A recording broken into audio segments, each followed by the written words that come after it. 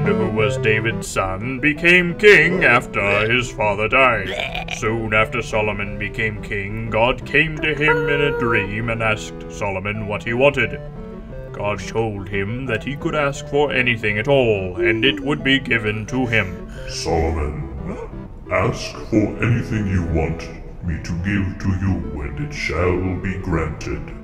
Oh, goodness, that's a big question. Solomon wanted to make a wise choice. He wanted to be very careful what he asked for.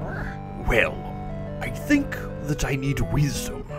I want to be able to make wise choices for all my subjects, and to be able to rule them well. I will give you wisdom. You could have asked for riches or power, but you did not, and that is good.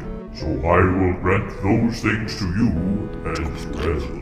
Solomon was able to rule very well because of the wisdom God gave him. Many people came from all over to listen and learn from Solomon, and to get his opinion on all sorts of things. Your Majesty, do you think purple flowers are better than pink flowers? No.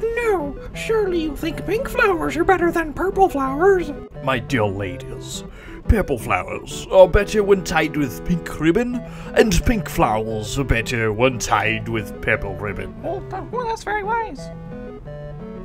King Solomon, can I eat my dessert before my dinner?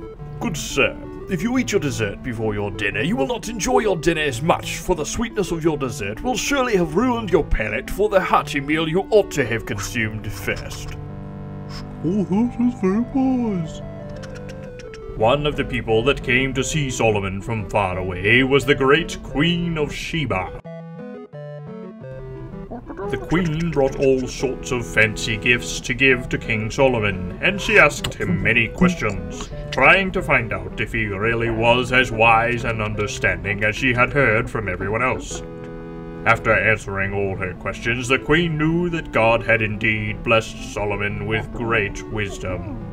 And Solomon chose to share that wisdom with all his kingdom and beyond.